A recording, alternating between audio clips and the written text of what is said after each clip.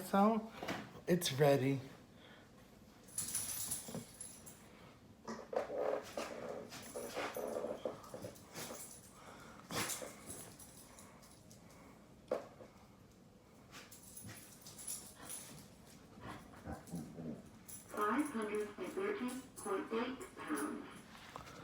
£530.8. 538.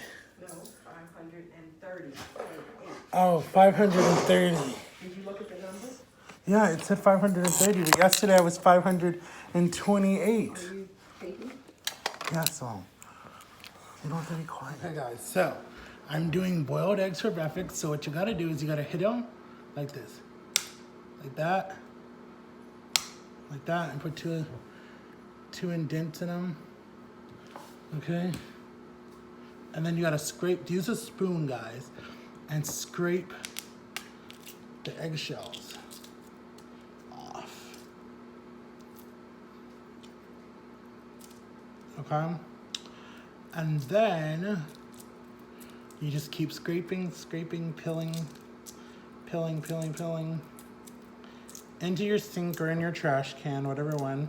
I'm gonna pick it up and put it into my trash can, but this is the easiest way to do it. I just dropped it. Okay, so then what you do is here's the boiled egg. That's one boiled egg. And then you're gonna go to the other one up here like this and do the same thing over.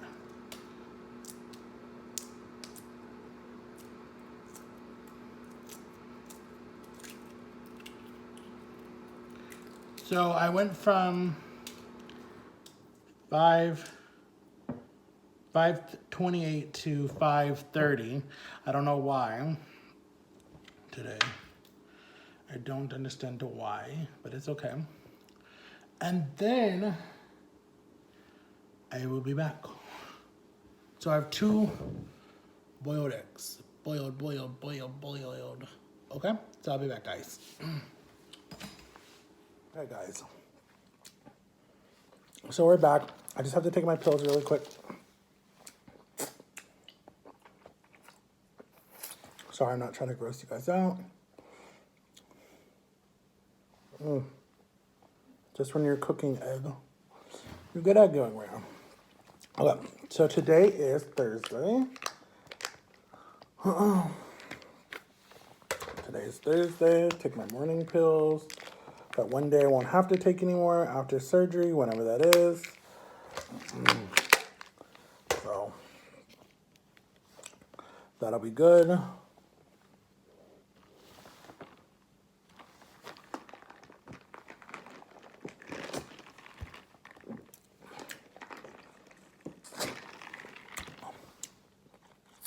Guys, still pray for the Bahamas. They just got devastated. Like literally devastated. Put some in Mrs. Dash. Okay, so today I'm having Jamaican codfish and spinach for my breakfast. And then what we do here in our house is we soak out all the salt, even though I love the salt. I don't know why. Back then I used to love the salt, not now, because now it would make my blood pressure go super high. But I love the salt because it's just like, it was a good fish. And they have a hard fish that is just so like, people eat it like crackers. It's so good. And then we're having boiled eggs again with mustard in it. Mustard is good for your metabolism. It speeds it up and it's healthy.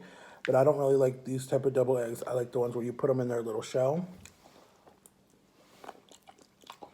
But I don't really use mayonnaise or any of that stuff because it's very fattening. Like, I don't even know what I did. I was at 528 and now I'm at 530. So, I don't know. I didn't do anything extra. The only thing I did was 3 eggs in the morning with bell peppers, 2 teaspoons of smart butter. Then I did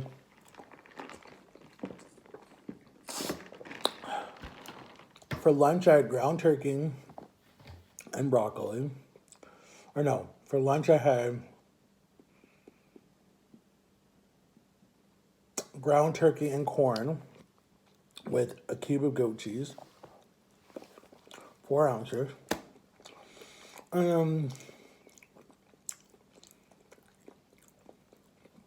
Because I'm allowed 2 dairies a day, cheese-wise. So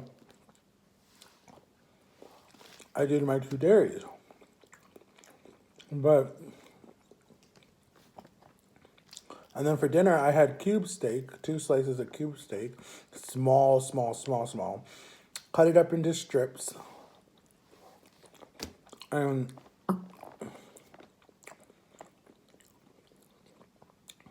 then cooked it in more smart butter. But I'm only doing 2 tablespoons. Oh my God, that was a shell. So, I don't know how... I don't know how, but whatever. It's only 1 pound.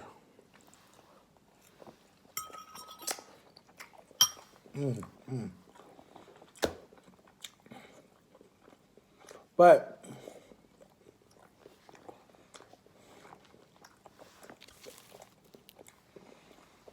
I wanted to get all my stuff done by September. And we did it. We got everything done before September. I'm really proud of myself. I'm thankful for the people that helped me get my stuff done before September. Like I said, surgery would be 4 to 2 weeks. No, 4 months. No, 2 to 4 months. I said let's do it in 2. We've actually done it in 1 month. Or it might have been 2. I don't know. I don't remember exactly when we saw them. I'll have to go back and look. But the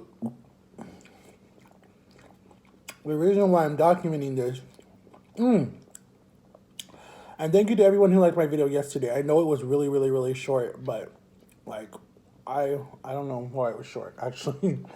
But thank you to everyone who watched it yesterday and enjoyed it.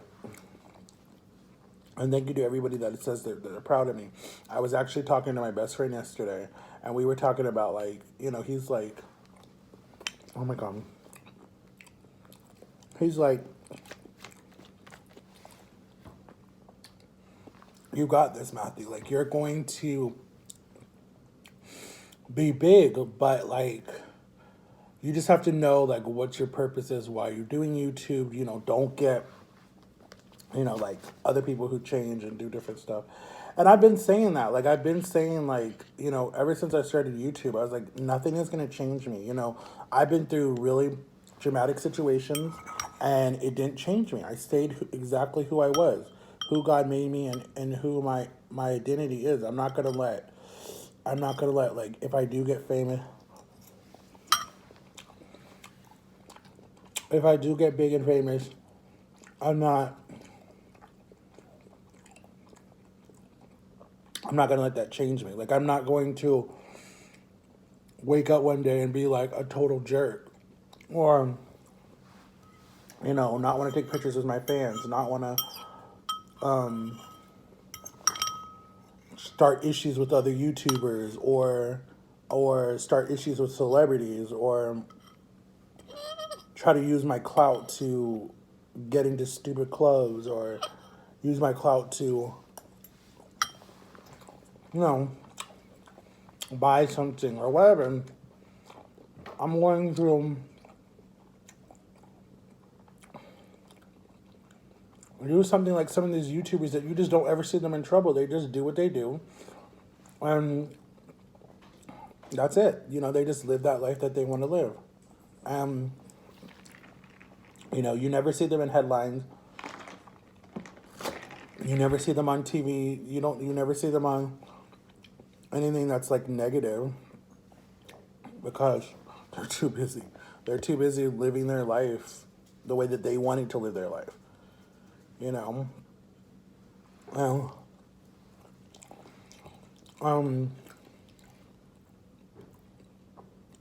I'm really proud of the ones that actually are using their platform for good, not for bad, not to start a fight with so and see how much I can get clout for, or how much money I can make, or sorry, or have like true friendships that get ruined because of stupid,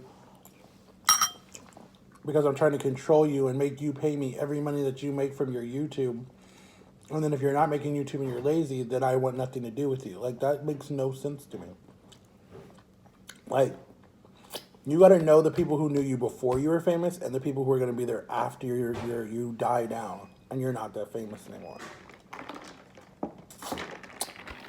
You have to work really, really, really, really, really, really, really, really hard and stay out of trouble to be an icon. You have to work really hard to get that icon status. Those people who do that are going to be famous the rest of their life to the day that they die. That's why it blows up all over the internet when they pass away, because they never did anything bad. So it's like at the time that they pass away, people are shocked, like, what happened? Why did this person die? And then you find out that it was like an illness. That a lot of them don't tell you their illnesses because they're ashamed or they don't want you to know. I remember the guy from Charlie and the Chocolate Factory, the original one from the 90s. He passed away because of Alzheimer's, and he didn't want anyone to know that he had Alzheimer's. They just found out after he died. With Prince, no one knew that Prince had all these different issues that he had. No one knew he has a drug addiction. No one knew that, you know? So, those people who are icons that are dying have had stuff that's happened to them in their younger years, that why they get addicted to stuff. And going back to what I said about Justin Bieber, I actually read his article that he's put out on Twitter, and on Instagram, and I got what he was saying. 100% getting on. He had a bunch of yes people around him. He was thrown into the limelight at a young age. Never had anyone really tell him no, except his mother. Well, at that time, that was hard for her too. Because she didn't know that he was going to be so big like that. And then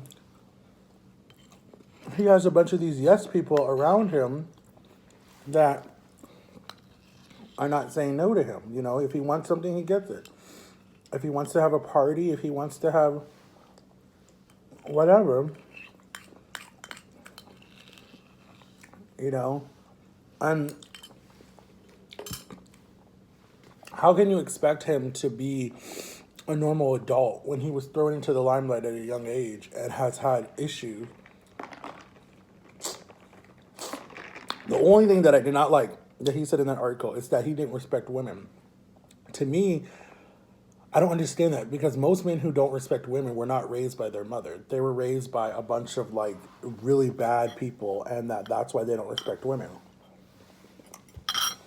He was raised by a mother that tried so hard to not let him go down the road that she went down and all the stuff that she did. But when it's in your gene pool, no, I can't say that because it was in my gene pool and I don't do drugs and I don't do alcohol. So I can't say that because that's not true.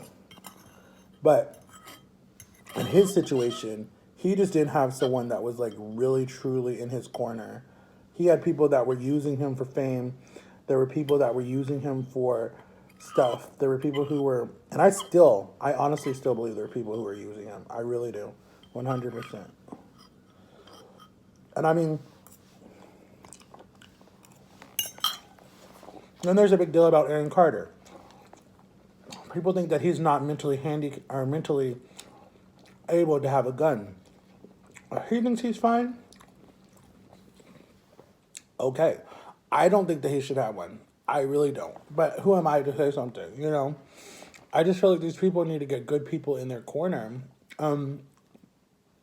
When you get people who are willing to come forward, say that they have addiction, go interview, whatever they got to do, and then you want to get help for it, I commend those people, because those people know that they have something wrong and they're trying to fix it. You know, I went to counseling. I did stuff.